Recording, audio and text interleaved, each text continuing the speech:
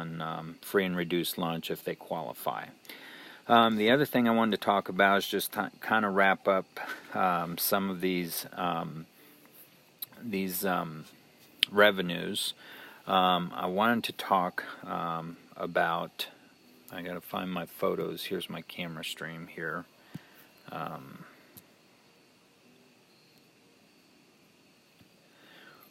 Okay, I'm going to have to find the pictures here. Here we go. So, for this first one, I wanted to point out a couple things here. First off, you have taxes. For Knox County, the majority of our funding comes locally. So in this chapter that you've read this month, there's a lot of talk about taxes. In Missouri, every school sets a levy. Every county has an assessed valuation. Then the school gets paid off of that assessed valuation so much, depending on what your levy is. And that's what generates your local tax revenue. The levy has to be set by the board and approved in August before September 1st. And that provides all your local revenue as it pertains to real estate and property taxes. If you remember, I talked earlier about the sales tax. The sales tax is collected by the state, but is still considered a local revenue. This local revenue mostly goes to pay for teacher and certified salaries and benefits.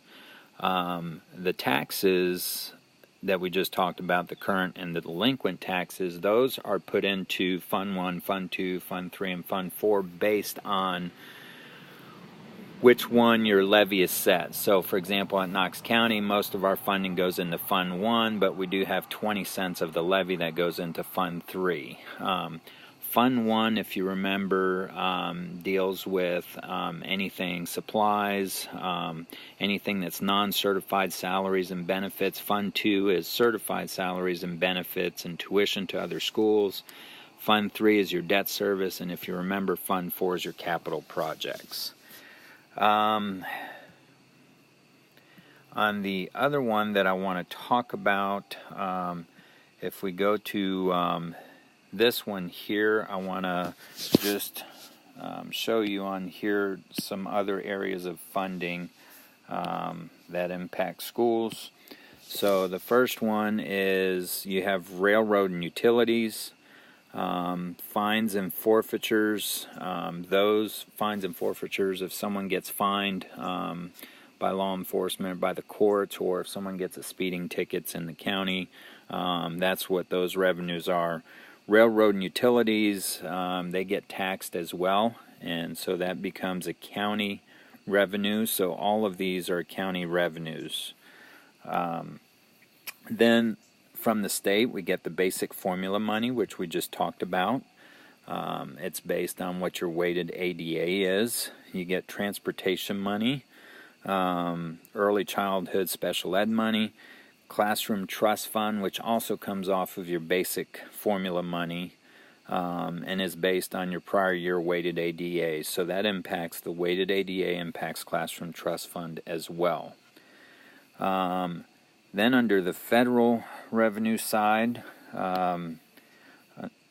if you remember me telling you food,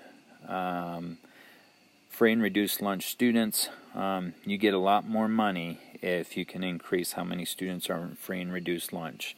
And that comes in as a federal fund, and that's where all your